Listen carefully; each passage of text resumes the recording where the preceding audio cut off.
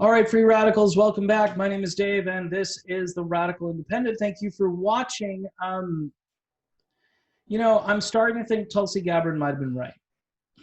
You know how many times I've kind of gone this way, gone that way, gone back and forth, and I have been pretty hard on Tulsi Gabbard since she left the race. And the reason I have decided that maybe her endorsement or support, or the way she left the race and said, hey, I'm for Joe Biden. And by the way, support and endorse are the same thing, because I have people who continue to badger me on Twitter about it. In my gut, I hate it. I absolutely hate it, because I'm not any blue will do. But we've reached a tipping point in the country, and that tipping point happened because, a number of factors, like the perfect storm of things. Now, Joe Biden is, again, he can barely get through a sentence. I've said this 100 times, and I'm tired of saying it. But him not getting through a sentence is better than the guy who gets through a sentence and incites all kinds of hatred because he's tone deaf and he's advising himself, and he's got nobody there to teach him how to show empathy to people. And to me, that's a big deal. That's a really big deal. Policy-wise, Biden is a train wreck. But Tulsi has a relationship with the Bidens, both Joe and his wife, Jill. And she's also doing some things that would make me more, I guess, open to the idea that she might be called to work inside a Biden administration. And there's nobody better. I said this during the election, during the primaries, there was no better candidate than Tulsi Gabbard. She went as hard as she could at the establishment. She got blocked. She got, misrepresented every time she went on television, every time she did interviews. People misconstrued her and what she was trying to do and say. And nobody knows foreign policy better than Tulsi Gabbard, in my estimation, or she's right up there with a lot of these so-called experts. So I can only hope that maybe she gets in, and maybe she becomes Secretary of State. Maybe she gets a high-level cabinet position. It'd be nice if she were a senior advisor, something that would make a difference. Because the country right now, even if it was a robot that went out there, and this is what I mean by Biden, even though he's completely incoherent, if you had the Biden robot go out there and speak in sentences that don't incite people and don't put people down. Now, you can make comments about his interview on the Breakfast Club and so forth. I hate to use, it's Joe being Joe, but this has been his history. That was a real Joe Biden gaffe. That wasn't like incoherence. I'd rather have the real Joe Biden gaffes than the incoherent stuff that we've been hearing because his neurons aren't firing properly. And look, I'm not going to tell you to vote for Joe Biden, because I may just stay home, or I'll vote Green, or I'll vote Libertarian, and I can say, the following year, don't blame me, I voted this way. And that's kind of a cop-out, I think, to some degree.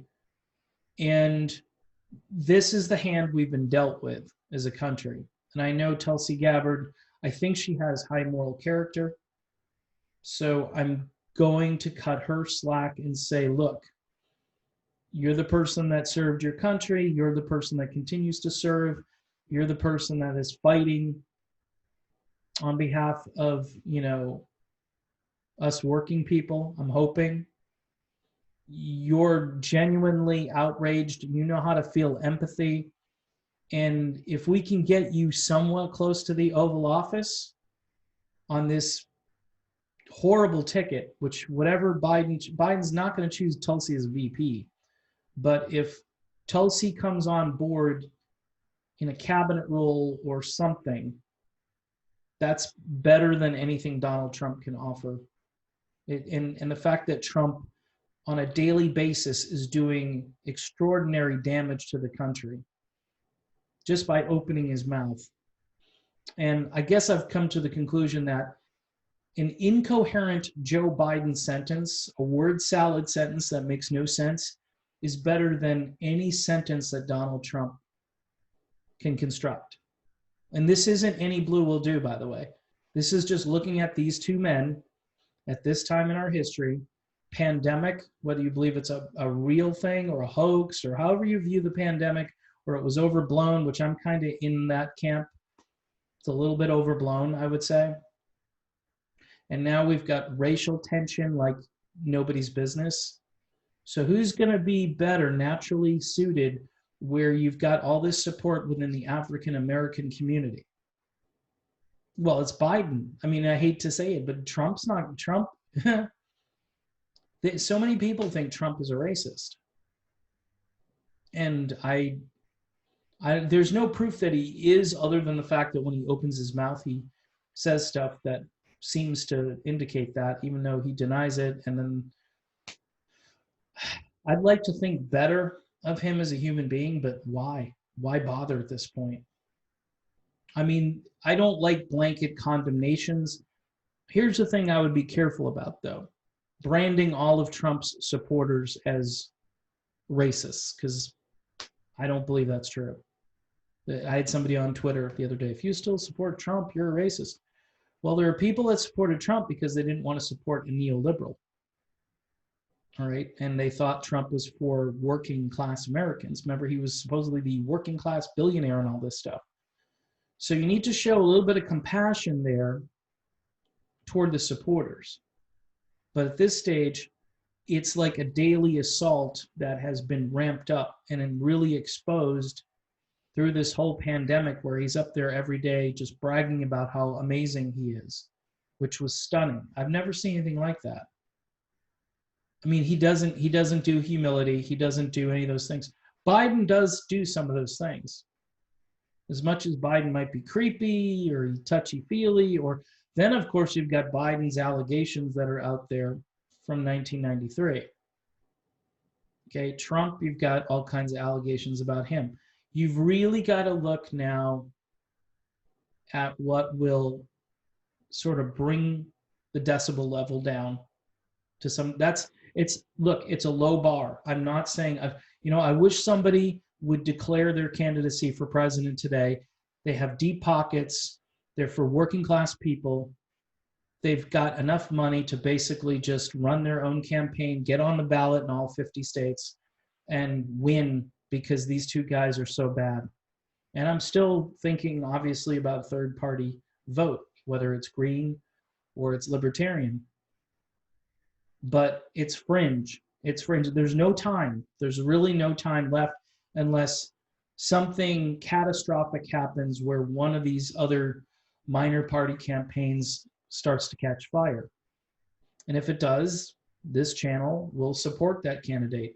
I still like Howie Hawkins. I still did a video saying, if you go vote for Howie Hawkins, you're going to get Bernie's platform on steroids. But will Howie Hawkins win the presidency?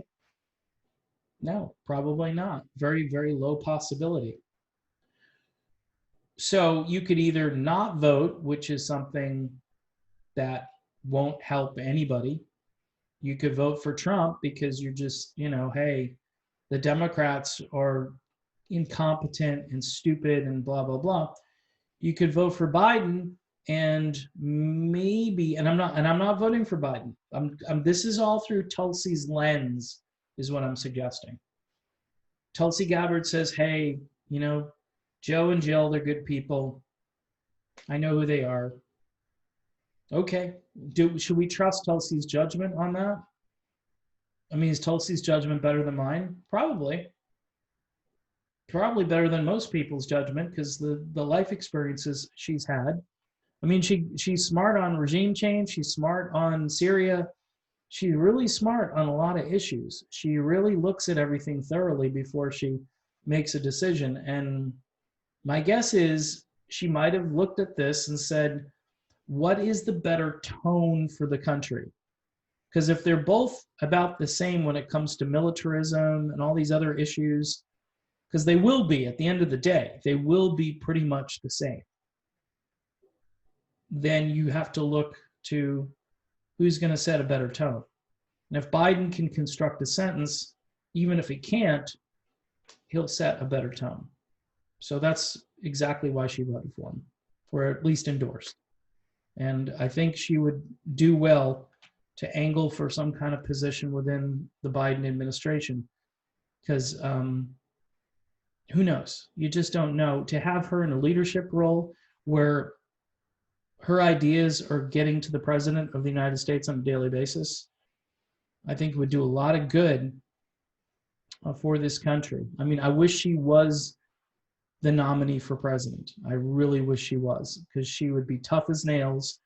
She would be empathetic with all of the injustice going on, whereas Trump right now is feeding and fueling it. He's fueling the fire and stoking it. And there are people that are so afraid right now, they're just saying, okay, neoliberals, this is your last stand. And hopefully, what would be nice if Biden chose a truly progressive VP. He's probably not going to do that, but it would be awesome if he did, because at least then Biden can't do this, for very long because of his mental issues, which they're gonna continue to be a problem. Then there'd be somebody there who could immediately step in and take over, and also give the country a sense of direction and hope and all these other things. Whereas Biden, he's got to be able to talk in order to inspire people, but him not talking is better than Trump talking. That's how bad things are right now. That's how far we have slipped from having legitimate presidential candidates who can, Mitt Romney is starting to look good. That's how bad things are right now. Mitt Romney is starting to look good to me. Not because of his policies, but because he can speak in complete sentences. I'm just throwing a name. You could pull names out of a hat. This is why people are talking about Cuomo, because he could speak coherently. That's the lowest bar that you could possibly set. Bernie Sanders and Tulsi Gabbard, that would have been exactly what this country needs at this moment. But instead, the DNC, in their infinite wisdom, decided to go with a brand instead of a presidential candidate. And Tulsi Gabbard has decided to kind of go along with it because she sees the damage that's happening on a daily basis. And, I'll say this, and I'm not going to say I apologize for being mad at Tulsi Gabbard, because I didn't like the way she went out, but now I think I understand that her decision in hindsight was probably all right. What else was she going to do? All right, I'm done. Thanks for watching. Don't forget, if you can support the channel, because again, losing subscribers and being censored by YouTube again now, at least on a monetary basis. If you could help me out, David J. Spuria at gmx.com for PayPal donations. Just go over there. I've got a couple of really fine folks who support me over there, and have kept this channel pretty much on the air, because I just don't have time to do videos. If I'm doing them for no money, then I have to go over to my other platform to do more content, so I can continue to have a channel over here, just so I do it and I'm inspired a little bit. So if you can help me out via PayPal, that would be much appreciated. All right, Dave, over and out. See you later.